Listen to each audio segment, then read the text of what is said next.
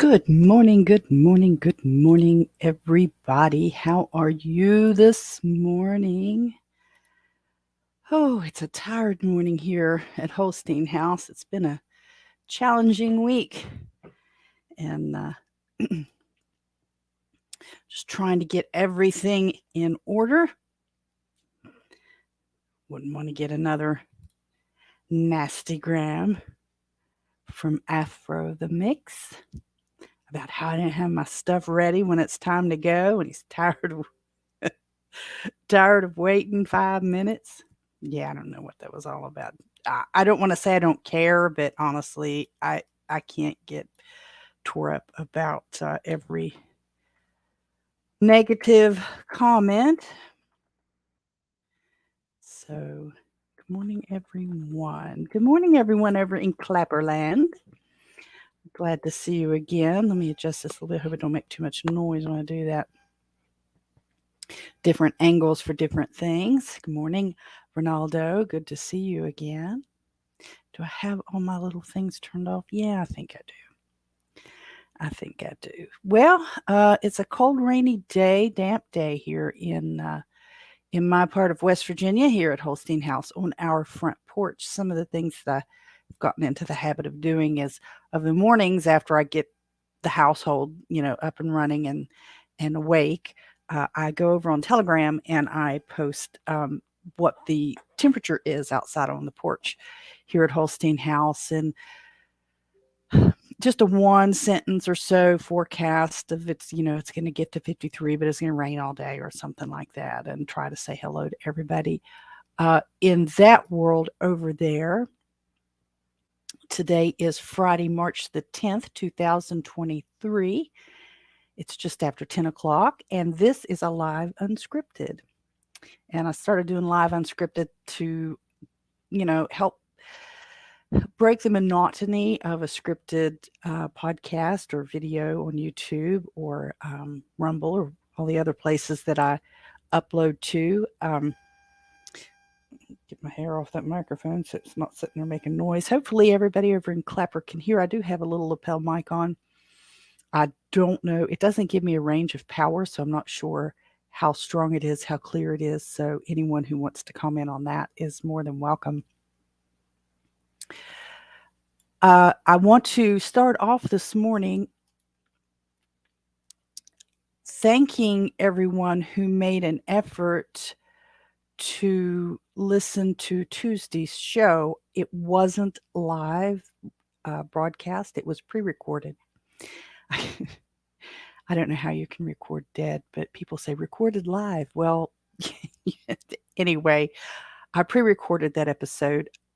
Tuesday was a day that in the last, it would be 10 years of doing this, because it had been 11 years since my son passed away, and I didn't obviously do it when he first passed away, but over the past 10 years since my son passed away in 2012, I've observed what I call radio silence. I just stay home, or I stay off the social medias. I don't post anything anywhere on that day. Just a day of rest for me, in remembrance of my son and the struggles that he went through and the challenges that the family has gone through since his suicide. And I know episode 43, which was titled "Suicide is Not Painless," wasn't easy for people to listen to, and it wasn't easy to record. It's actually taken me all these 11 years to get to the point where I could do that in one sitting and just talk about it, just flat out talk from start to finish. And so it's been a long journey for that. And it was tough for some folks to listen to. I did get a couple messages about, I just can't finish it. I can't listen to it, or I'm taking it in bites because it's pretty intense. I didn't mean it to be too intense, but it's factual. It's what I went through. It's what I saw my son go through.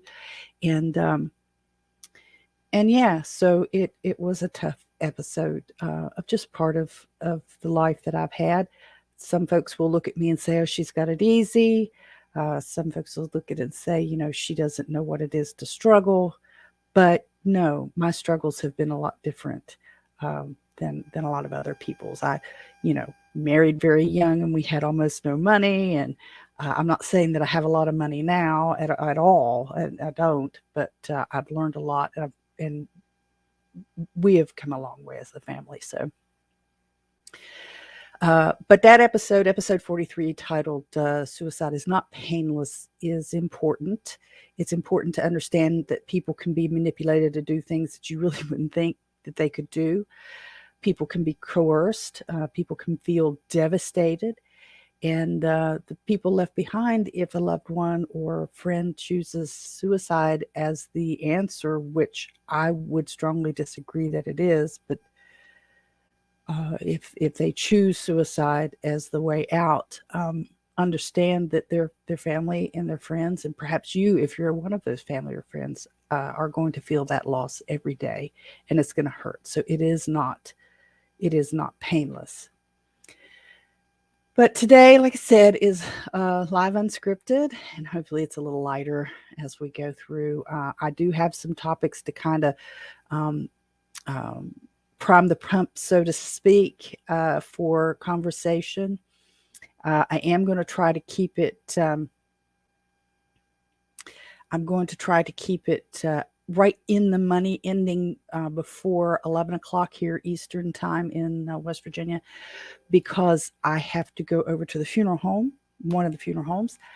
Our long-term pastor, Mike Coleman, had struggled for several years now with a type of cancer, and he passed away last Friday morning, as a matter of fact. His viewing and services today. Originally, I was taking Dad over there. Dad's not feeling well. He's very congested. He's an upper respiratory thing going on. Hopefully, it's not anything more than just some allergy and sinus issue there, and not a big serious situation. If Dad does get sick, it could necessarily impact the next few days of what I do, because my dad comes first. I know a lot of people will say, when you're doing these content creation things, that you have to put everything aside and you have to focus hard. Well, that's true.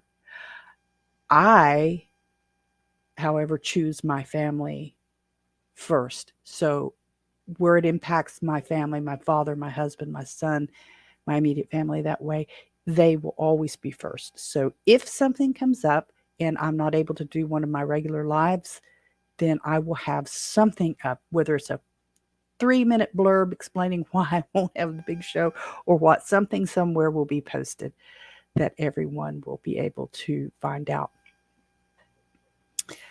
Let's see. Oh, I promised Toolman Tim Cook. He is a fabulous content creator. He has a great YouTube channel, and he did a show yesterday, and it was a topic that where did I put the link? I just had the link right here. Oh, rats, what did I do? There's that. Oh, here it is. His show is the workshop podcast. And yesterday evening, now I didn't see it live. A lot of times, because he's in a part of Canada that the time zone is so different for me, that I'm usually in bed. So I usually catch up on some of the podcasts and things of the people I follow the next day, while I'm doing regular housework and regular things, and sitting at my desk and doing work and things like that. I'll play them in the background. He did a show titled Poverty Mindset, and how to break the poverty mindset. And it was really, really good. Tim discusses how he and his wife, Becky, living in Canada, living at poverty level, and with that scarcity of resources, and resources being anything from cash to groceries to clothes to housing, anything, how they broke out of that. And it was spurred by a comment that someone else had made in a Telegram group about, I've read about and I've heard about poverty mindset. I don't really understand what it is and how to get out of it. So Tim just off the cuff changed his format or his programming for yesterday evening and just did a bang up job on the poverty mindset. I'm going to have to amend my show notes, but I will put the link to his show in there. And this is a link to his fountain.fm podcast episode on that topic. He says that he asked if people would share it, and I'm more than willing to do that to my limited following. The latest episode of the workshop's now live. It got rather fiery, sharing thoughts and experiences on the poverty mindset. So don't listen to the episode if you aren't in the mood to get motivated. Yeah, I mean, he kind of calls a spade a couple times there. You know, if you're in the habit of saying it must be nice for somebody to have something, you know, like it must be nice that the Rockefellers are rich, or it must be nice that Hunter Biden's getting away with all these things, or it must be nice that somebody has a freeze dryer, you know, then you're probably going to get hacked off at Tim's show, because he's telling you, hey, that ain't the way you look at life. And you need to break that habit if you expect to do better for yourself. And there's nothing wrong with doing better for yourself. There's nothing wrong with it. I come at things a little differently. I think there's a level that we need to, I don't want to say restrict ourselves, but honestly, I don't need $4 or $5 million to be happy in my life, to be prosperous in my life, to do good things in my life.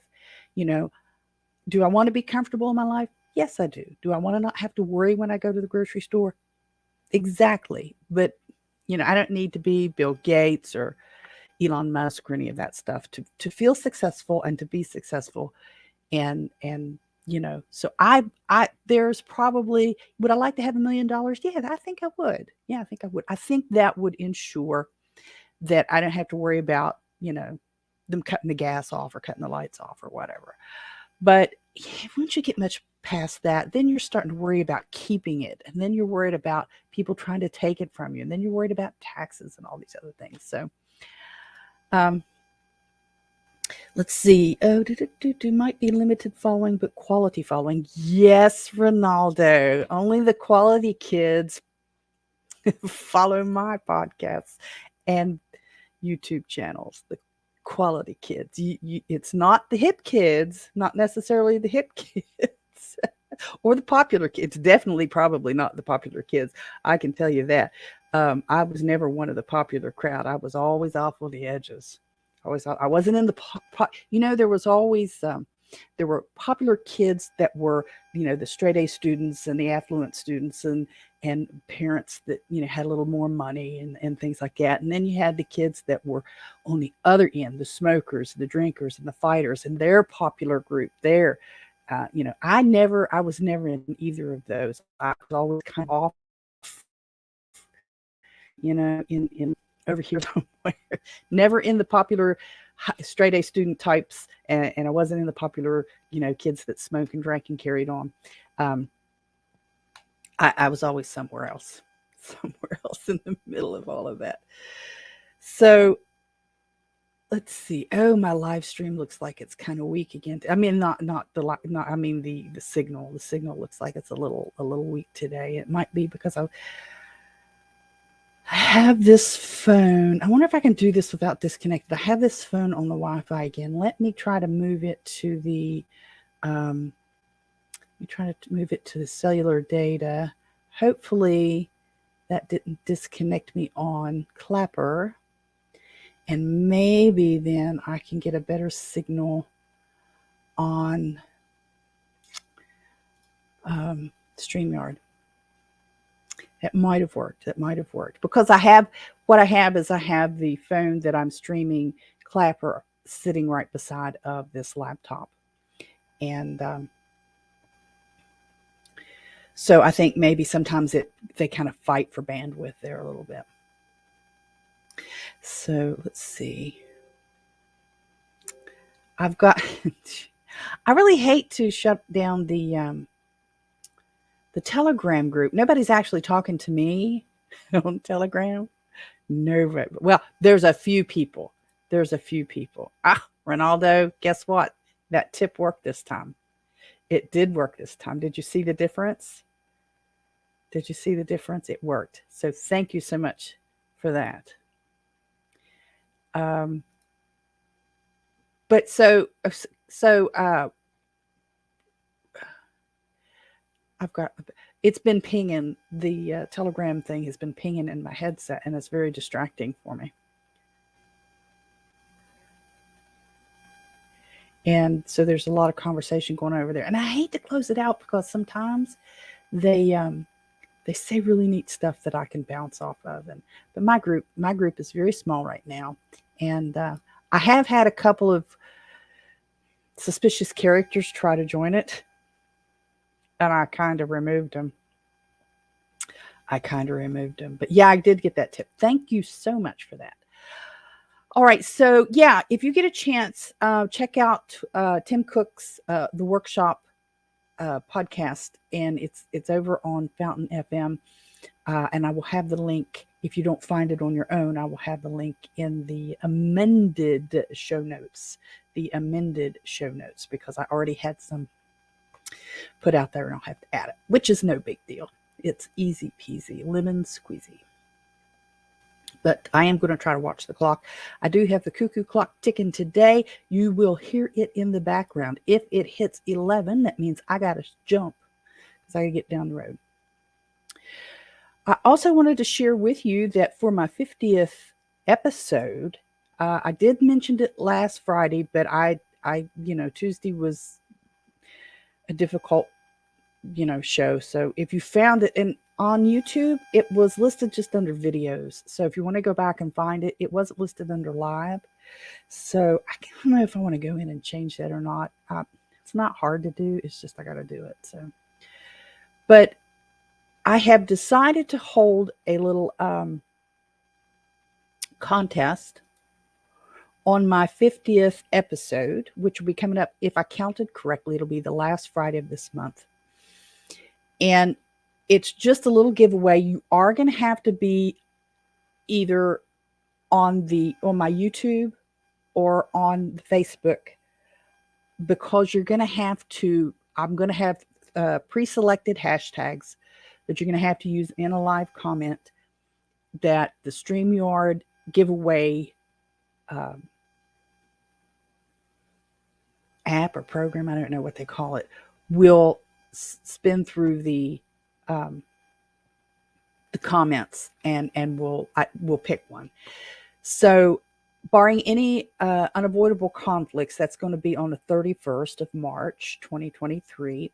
I'll pull from those who are participating. I'll use StreamYard's giveaway tool. Oh, they call it a tool. I had a note here to myself.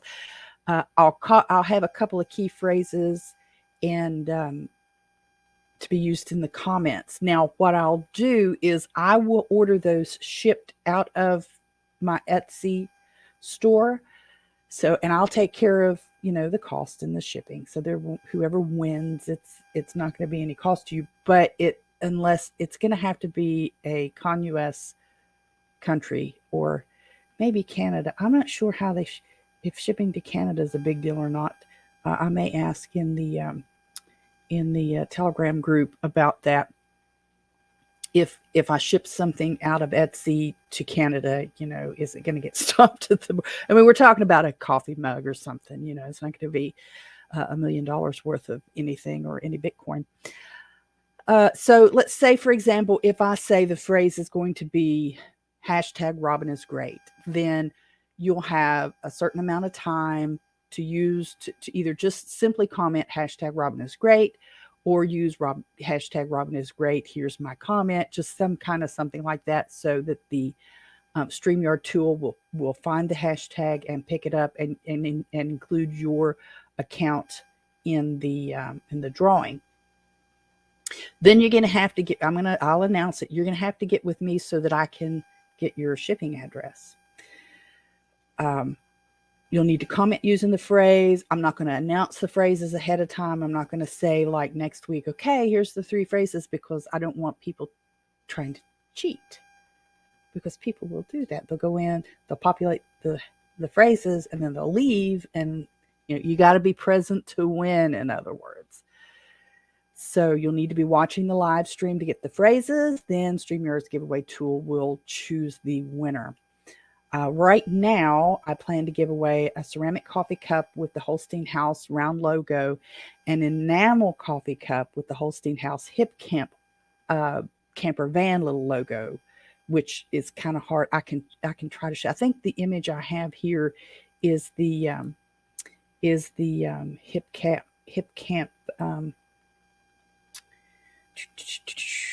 Does that give you the full screen there? So this is the hip camp. Yeah, this is the hip camp camper van. I don't know if you can see my mouse pointer, but in the center of this tin, and it's an enameled cup, in the center of this enameled cup, for those of you watching the live stream, is a little tiny little image of a little camper van with some trees and mountains behind it. And it says Holstein House Hip Camp, established 2023, rest yourself. So that's kind of the little logo thingy, or if you want to call it that. Now let's see, where's my other one? Here it is. This one is, I can't get that one to populate because I have my windows squished down. This is the ceramic cup. If you can see it, I'm not sure how well you can see. It's just a traditional ceramic white coffee cup. It has a round logo with the words Holstein House in the middle, and it says established 2001, which is the year that Wayne and I got married. Diamond, West Virginia, which is where we're located. So those are the two things right now. I might do a t-shirt. I'm not real happy with the t-shirt that I got from the vendor that I'm using. I ordered 2 samples. It just felt like a big vinyl sticker on a shirt. So I haven't washed it yet. I have worn it. So I have worn it. It's going to go in the wash. We're going to see how well it holds up. I hate to send one. I may do it anyway, but I hate to send one of us that's going to come apart. The shirt itself is one of those moisture wicking shirts. It's a really nice shirt, but the actual sticker, that they put on is just, I'm not real happy with it, but we'll see. We'll see. It'll probably work out just the same. It'll be all right. It'll be all right. So that's that, and it's 22 minutes after, so we're doing pretty good. I do want to remind you that this is episode 44 of the Holstein House podcast, and we do use it on the YouTube, but it's episode 44 for the podcast, and we premiered the podcast on Fountain.fm network, a value for value exchange network. If you found me on Fountain, and I hope you'll find something clip worthy and boost worthy, and that you will share any value that you feel I have brought to you today, whether that may be making you laugh, making you think, making you cry, making you angry even. If I made you really angry, then pay me like I did. Tip me with sats to the degree that I really hacked you off today. But yeah. And don't forget, we do have, I do have the Etsy shop, etsy.com/Holstein House. We have quite a few things on the Etsy shop, t-shirts and mugs, and even some little stickers. I think I took my stickers downstairs. I don't have them to show you. They're just little old hip camp stickers that I had ordered. They're not sitting here. I'm pretty sure I took them downstairs to the bunker. I did. They're not in here. So I can't show you. I should have kept one up. I'll have to remember that. I'll have to remember to bring them up. Sorry. So I hope you'll follow and boost. I hope you'll share the information, share this podcast, share this YouTube channel with your friends, and subscribe. Subscribe and save, as they used to say in the grocery store. Subscribe and save. So, all right, where was I? Just a few things to chum the waters with today. I gotta quit doing that. She said tip. I did say tip. Yeah, the enamel cup is like a campfire cup. It sure is. I don't know. Have you ever had any of those, Ronaldo? They're what particular mine. Bob decided to come in and chase the cat off of the drinking water. There, he's going to get him a big box or drink of water. So you may hear him doing that. I did say tip. Yes, I did. I've been trying to avoid using that phrase, but it seems like I can't. It seems like that's what everybody's doing. So I don't think you can see it. I have a little pin on this morning. Whether you can make that out or not, I'm not going to no, you can't. I'm not going to lean forward. It's on my sweater, my cardigan. And it is actually, I've done a little bit of, I toy around with genealogy in that we did an ancestor, one of those spit tests for DNA and chased our DNA a little bit that direction. I've done some looking up online. I haven't done the hard ancestry research where you physically go out, you touch the documents, you get a copy of the documents, you build these big files. I do it the lazy way. And if you're over on Clapper, you can donate to the wish list. Coffee and donuts over there on the wish list, and diamonds, and I don't know what all else they have over there that you can show your appreciation or not for this live this morning. But the ancestry.com thing, Wayne and I both have done. Now, I've shared before that we are actually cousins, and this isn't that weird hillbilly backwoods up the holla kind of, we're second cousins and our kids have 6 eyes. This is several generations back, 7 generations back, we have common ancestor. So one of our ancestors that settled in the Garrett's Bend area of Lincoln County, West Virginia, had 10 kids, and 2 of the sons, two of the brothers, one is the ancestor of Wayne's side, and the other is the ancestor on my side. So it was really interesting. We were able to confirm that with the DNA thing. It's like 5th, 6th cousins, 7th cousins, something like that. But then we were able to trace it back. And every now and again, I take spells where I'll spend a whole weekend, tracing back my family tree. And it can get complicated the further back you go because you're so far removed and there's no one to ask, and you're just guessing, and you're just reading the information on this person's tree, comparing it to somebody else's tree, comparing it to what and you're putting these puzzle pieces together. Well, one thing I know is that on my father's side and my mother's side, our families have roots in Ireland, England, and Scotland. Then it kind of branches out on my dad's side, goes over into the Scandinavian countries, Germany, and that kind of stuff. And my mother's family, the only stories we got back from them were Scotland, Ireland, and that kind of stuff. So I've done a little research, that superficial kind of research that you do with the online programs and the subscription ancestry type programs. And I can trace on my dad's side into Scotland to the clan, the Gunn clan, Gunn, the Gunn clan. And the way they say it is Clan Gunn. And I looked it up for this morning, but I've got this written down somewhere else, but I don't have it committed to memory. Clan Gunn is a Highland clan. I was also looking this up to see what my tartan was, but most commonly associated with the northeastern areas of Sutherland and Caithness. Now, I don't know if I've pronounced that properly or not. Caithness, Caithnes. As one of the oldest Scottish clans, the Gunns trace their heritage to the Vikings and the Norse Jarls of Orkney. Now, Vikings, I get.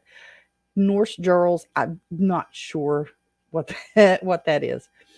Noted for their ferocious fighting spirit and character, Clan Gunn are perhaps most well known for long-standing feud with Clan Keith, Born out of political conflict and need for land, the feud only officially ended in 1978 after around 500 years.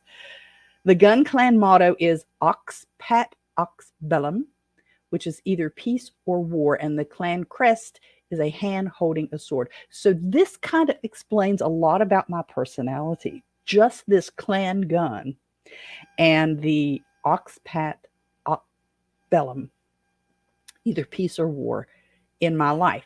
So at times, and it's not necessarily physical to me, it's not necessarily physical violent war, beating on people and dropping bombs and stuff, but even spiritual war.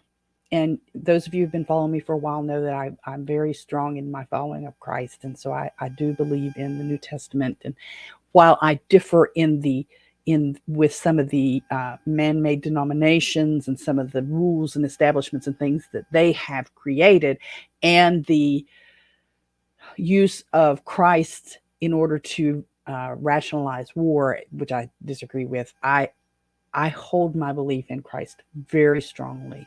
And so I believe in spiritual warfare, and spiritual peace. So I have this, I got this on an auction site. I probably paid way too much for it, but it was bid up quite a bit. I believe it's sterling. I'd have to turn it over to remind myself. I've got 3 different ones. This is the only one from Clan Gun. I've got Scottish Thistle and sword and another one. I forget what the other one was now, but they are sterling. But this one actually has the sword and the motto Ot Pax Ot Bellum on it. So I wanted to share that a little bit with you guys. That's just a little either peace or war. That's where I'm at in my personal life and in my spiritual life sometimes. Oh, and almost what you grew up with, Ronaldo. Yeah. We had a few pieces, but they were just kind of like souvenirish kind of things. It wasn't mom used a lot of it wasn't china, it's stoneware, but it was glass, Corel ware. We used a lot of Corel ware. Not too much plastic cups, some, because my dad would take them out to his welding shop beside the house and he would knock them over and they'd break. So she got into the Tupperware plastics for drinking cups and coffee cups pretty hard when they became reasonably priced and stuff, because Dad would take them out there and, knock them over and shatter them, and she wouldn't have any coffee cups left. Let's see. Married to someone that traced back to the Gun Clan. We got married in Gun Tartan.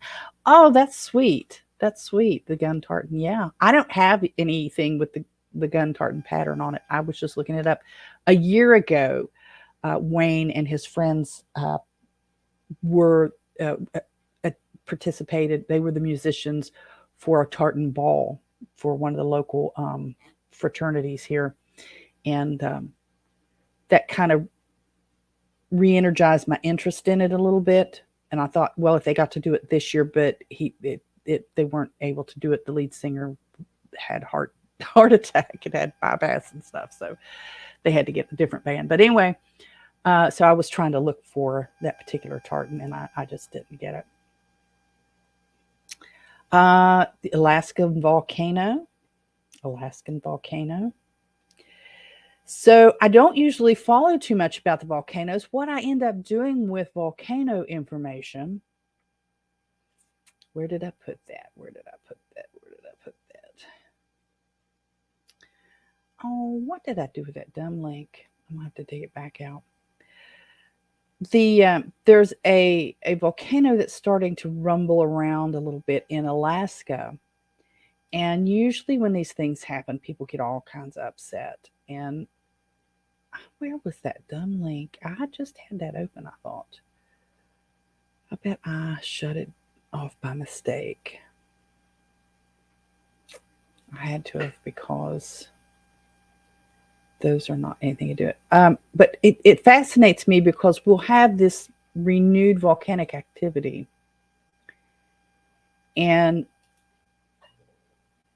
maybe we have an eruption or maybe we don't. When we do have these eruptions, the pollutants that are spewed aren't considered in this never ending argument about global warming. I don't know where you stand on it, and I'm not going to tell you you're right, and I'm not going to tell you you're wrong, because I don't think we have the ability to know. I don't think we will ever know, because we are taking our man-made pollutants, calculating what we're spewing up into the air, and then calling it horrible, which it is. I'm not saying we should be polluting. Don't misunderstand. But when we have these volcanic eruptions, the world has been changing since this rock was created. Okay, the climate on this planet has been changing since this planet formed an atmosphere, since a climate was first established. We've gone from global ice age to global warming to ice age. We're exiting a mini ice age now, so we're in a period of warming. People will argue, well, it's the rate of the change. I'm sorry, the number of volcanoes cannot be predicted. So without the ability to predict the number of volcanoes, the amount of junk that they spew into the atmosphere, we cannot properly predict the amount of pollution that we're creating is contributing to the change in the global climate. The Sahara Desert was not always desert. Greenland was not always covered with ice. The Antarctic at one time was not covered with ice. Heck, if you go back far enough, it was one gigantic continent. So however you want to calculate the age of the Earth, over that time we have gone from this volcanic blob to the atmosphere we have now with the living plants and people and animals and reptiles and the fishes and the seas and things. And we do not I truly do not believe that we have the ability to completely with one caveat: nuclear weapons or things like nuclear weapons, whatever the next version of the nuclear weapon is. We can destroy tremendous amounts of life as we know it, but life will return. Think of the jungles in South America. As satellite imagery gets better and they can peer through the canopy, we can see the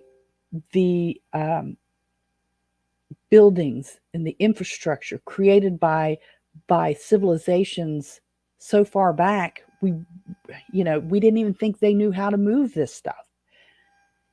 So the earth has always been changed. So nature is taking back over those cities and destroying them. When you see the digs in Egypt, let's say, and they find new caves where, they didn't know that there were pharaohs buried. It's because they were covered with sand. It's because they were buried deep. It's because nature had taken that area back over. So while we can destroy human life, probably mammalian life, a lot of reptilian life, we're probably never going to be able to destroy every life on the planet. And if, like me, you follow the New Testament, you're going to see that's not what's going to happen anyway. Without getting into a biblical debate, we're not going to destroy the world. The world may be destroyed, but it's not going to be by humans. It's not going to be humans that do it. It's going to get bad.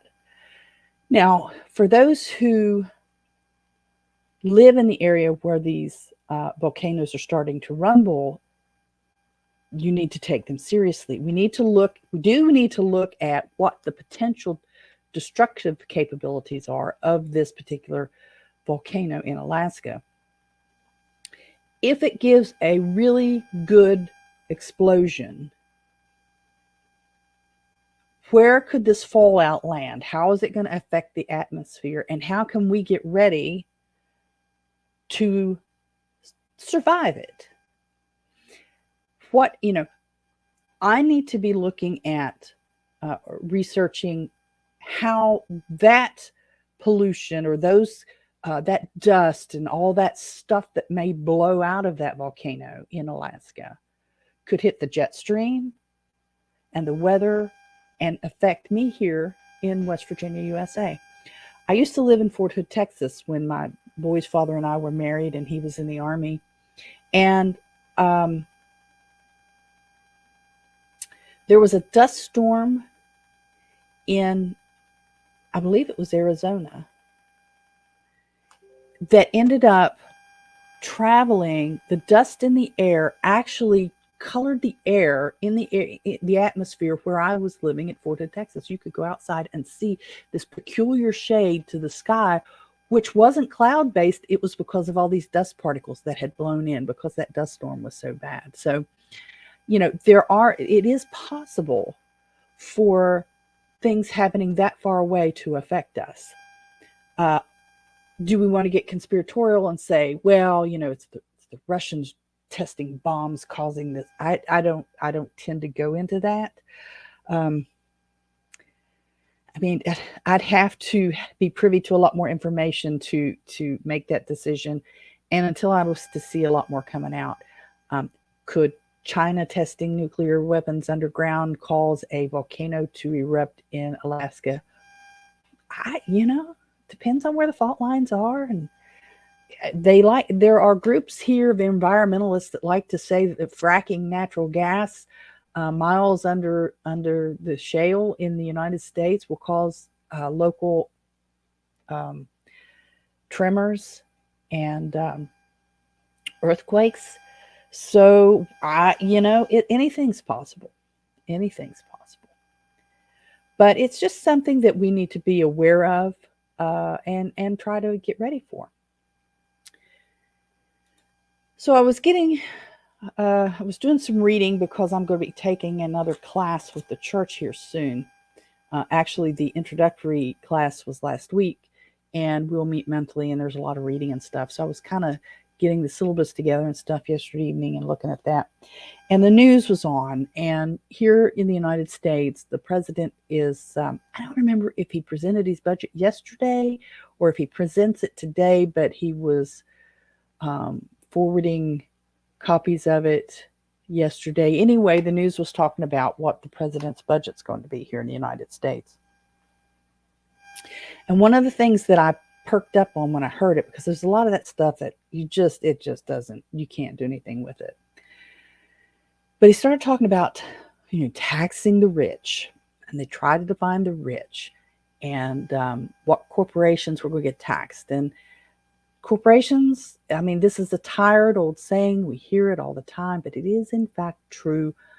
Corporations pay no taxes, period. They pass the costs of any taxes they have to submit onto their customers, whomever those customers are. My B&B is incorporated. If my taxes go up, the rates I'm charging my guests are going to go up comparatively. So I am not coughing up the money out of my personal account. The business is collecting more to cover the taxes that we're responsible to pay. So businesses don't technically pay the taxes. They pass them on. They collect more money so that they can make those payments. However, I don't want to spend a lot of time on that. I wanted to come around to capital gains. Now,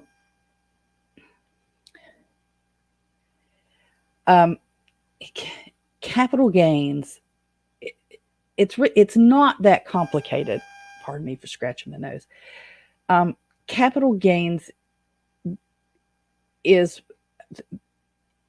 what is, if you buy something, if you invest in something for $1, And we're just going to say for the example, oh, there's my link to the volcano. I should have looked. I may come back to it, but there it is. If you invest in, say, Bitcoin, let's just use Bitcoin. It may not be the perfect example, but let's say that you invest $1 Bitcoin. You buy Bitcoin at $1, okay, and Bitcoin increases to $10 by the end of the year when you have to file your taxes. You get taxed. What he's proposing, capital gains taxes, what he's proposing is the gains on the capital being the dollar you invested, the gains on that dollar are taxed. So you bought Bitcoin at $1.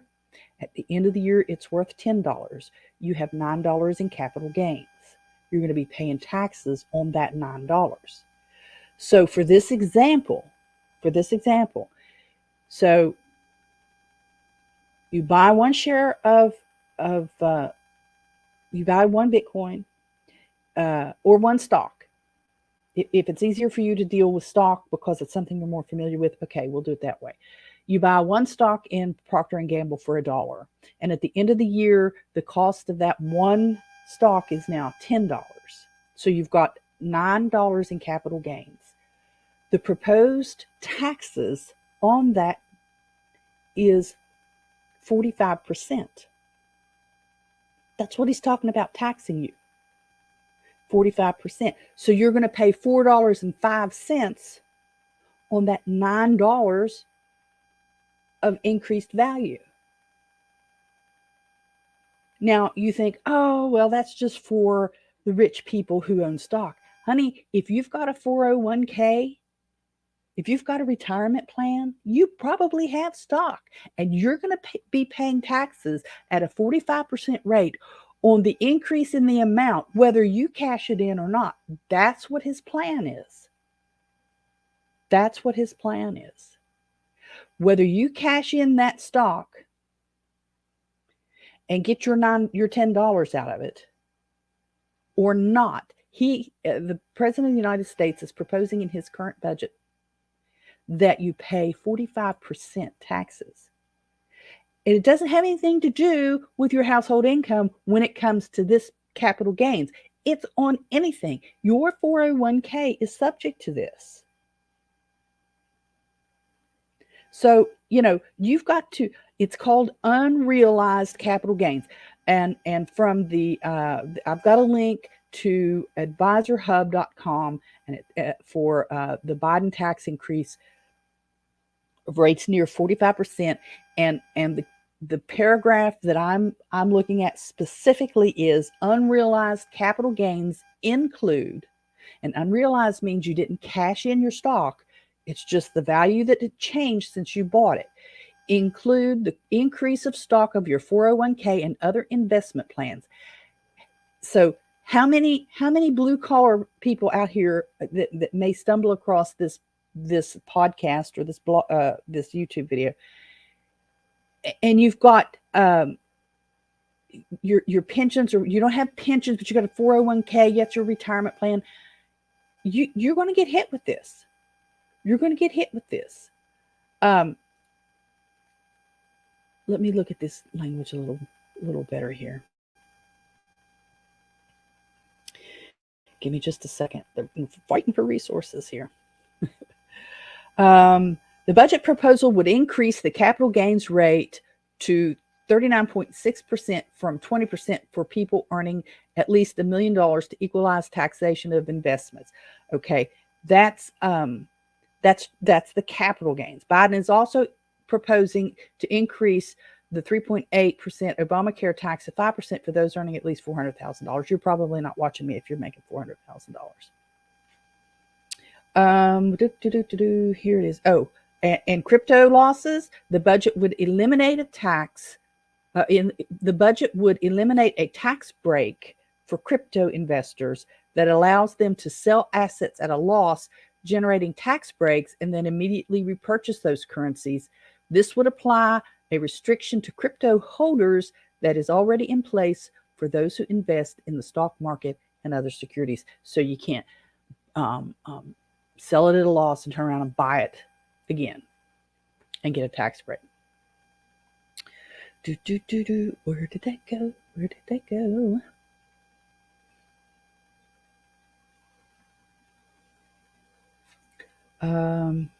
Here it is. One of the biggest changes would be nearly doubling the rate of capital gains tax and applying additional surcharge to fund Medicare, which would mean taxes on investments could rise to almost 45%. Okay. So if you've got any kind of a retirement plan at all where you work, I gotta watch my time now, it's 10 till, you are subject to this increase if it passes. Now, they'll get behind there and they'll huff and they'll puff and they'll sneeze and they'll spit and they'll act like they're negotiating down. But so what you do is you say, I want 100 million when actually you just want 50. And then you negotiate until you get to, as low as they say, when they say, we're not going any higher than 65. Well, heck, you've already beat what you wanted anyway. So there's that.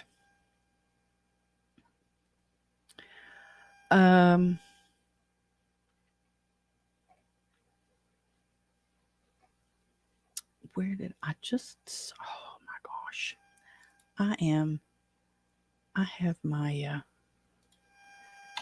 stuff all out of sorts today. Not all out of sorts.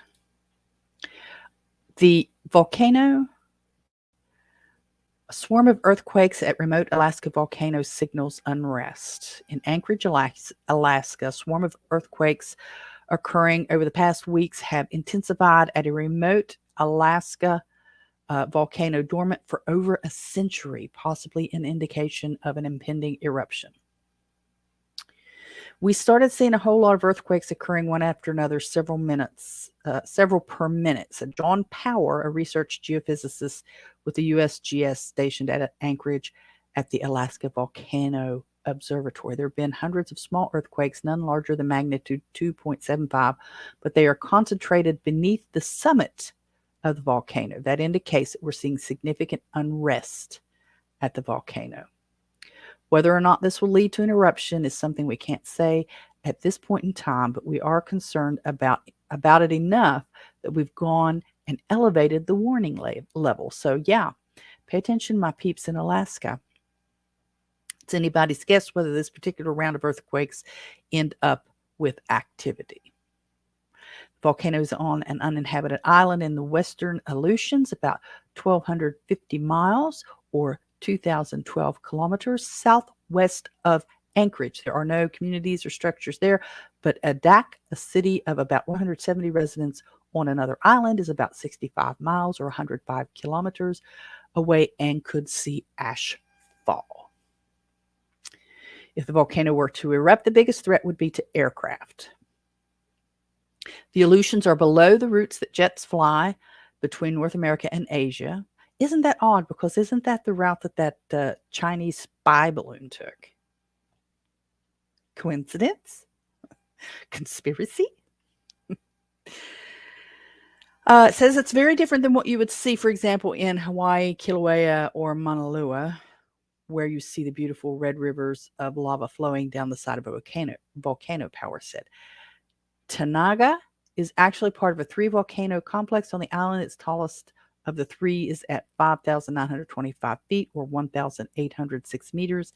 Sits in the middle with Sajaka to its west. Sajaka had an older cone that collapsed into the North Pacific Ocean with a new cone that has emerged. To the east of Tanaga is Takawanga, mostly ice-covered volcano except for 4 craters. The last known eruption of Tananga was in 1914.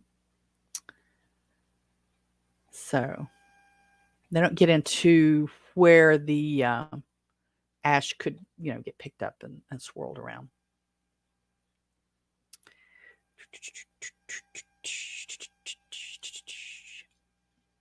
Sorry about that noise. All right, let's see. what did I not get to today? Because we've just got a few minutes. I may end up finishing early. I told you about the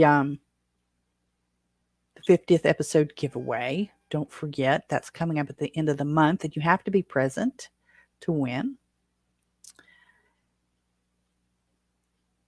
And let's see. Oh, I do want to acknowledge those who have on the Fountain.fm app who have shared their value with Sats. So if you're still awake out there, before I go, let me share value for value exchange supporters since the last regular episode, and the regular episode would have been last Friday, with Tuesday being the episode dedicated to suicide is not painless. 200 sats from a follower or a listener whose handle is also known as TWS. I'm not sure who that is or if I've ever met them online before. I swear I think I've seen that. I can't put it together. 1,000 sats from HJ, always dedicated HJ, and 2,000 from Euphrosynos, who's also a regular supporter of the podcast, and I appreciate it. They were all very kind in their comments. They all contributed to the episode that was posted on Tuesday relating to my son's suicide, all acknowledging that, burying your children is not the natural order of things, and it is a very difficult thing to deal with, and it is. And I'll leave it at that. I don't have it today to go into it again. It's just, it takes a lot out of me. A special thank you again to Afro Thy Mix. Afro Thy Mix, for those who don't know, did make a snarky comment a couple of weeks ago, and has now become a promo code for my Etsy shop. And I started on March the 1st, and it goes through the end of the month, into March 31st, 2023, in case you stumble across this in a year or two from now. Enter AfroThyMix, AFROTHYMIX, at checkout, and you'll get 5% off your total order. And check the show notes to the link for the Etsy shop, which is etsy.com/Holstein House, and AfroThyMix, the promo code. I thank you again, and I'll start wrapping up here. As I stumble through all this, I'm getting a little better. I'm not getting that much better, but I do want to begin focusing a little more. I did run a poll. Oh, my Twitter poll. Oh my gosh, where's my Twitter poll? I forgot to tell you about the Twitter poll. Now, I've been on Twitter since almost it started. I have an account that's a private account now. But I have my public account, which is Robin A. Holstein. So it's Twitter at Robin A. Holstein.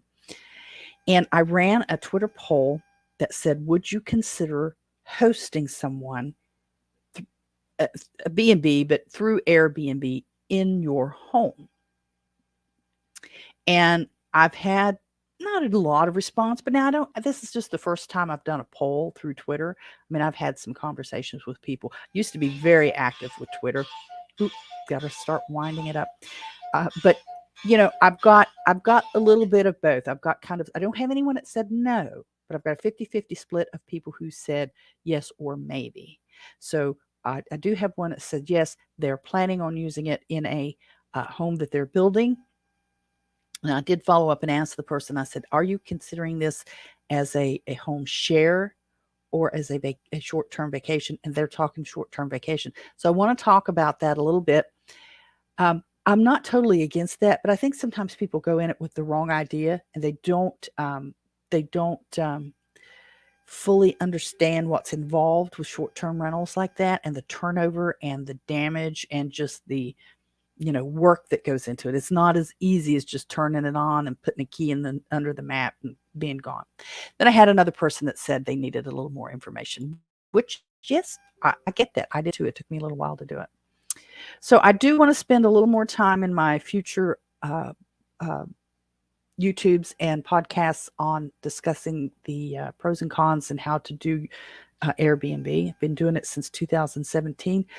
I'm not perfect, but I've been hosting from the home for since then, and I've loved every minute of it. We've recently had some local folks in town for conferences and stuff. We had a Michigander last week, and I had is it Wisconsinite? Is that what you say? Do you say Wisconsinite for folks from Wisconsin? The gentleman that stayed with us um, on Wednesday and left very early Thursday. He was out yesterday by before 6 o'clock. It was shocking to my system a little bit because my guests usually don't get up before 8:30 when they leave. So I went ahead and laid out breakfast early. I don't normally lay it out that early. This was a different little case. He just wanted some coffee and a little not much, some coffee and cereal. So I didn't put out all of the sourdough and all of the donuts and everything and the juice and the milk and everything because he said I just want some coffee and some cereal and so that was it. So I went ahead and set that out. So that went very well. And again, if you're traveling to or through West Virginia and you're traveling north or south, if you're going up the West Virginia Turnpike or coming down towards the Turnpike, consider, and you need a place to stop on the way, consider stopping at Holstein House. Look us up. We're on Facebook and we're in Airbnb. You can save some money if you direct book. I mean, that's just how that goes. If you direct book, you're not paying the Airbnb fees, and like taxes, I pass those fees on to guests. So that's part of the reason our prices are set the way they are, is because Airbnb is going to take a chunk out of it. So consider staying at Holstein House. We'd love to have you. If you are traveling, I'm also on Hip Camp. They decided that tent camping was not appropriate to use through Hip Camp. We didn't meet their requirements for that, and that's okay. It's no big deal. But as of right now, if you use Hip Camp and you use a camper van or a very small, RV or truck camper for that matter, and you need a spot to stay for a night, maximum of 2 nights on the Hip Camp, because we're not a campsite. We're just a spot to stop, to catch your breath, and to relax and stretch a little bit in between your travels. So that'll be it for today. I do appreciate everybody that's joined us and commented, whether it's on YouTube, Ronaldo, and or it's the folks over on Clapper who I can't respond to some of that stuff. You guys, some of you guys that are on Clapper that have a big following, you don't have to put up with. I don't think you have to put up with some of the just unfortunate stuff that I have to deal with when I have Clapper open and I'm running a live stream. So I'm going to sign off on Clapper now. Thank you very much for joining me. I'm going to let you go. And if I can get that button pushed, if I can get there, it goes, it's over.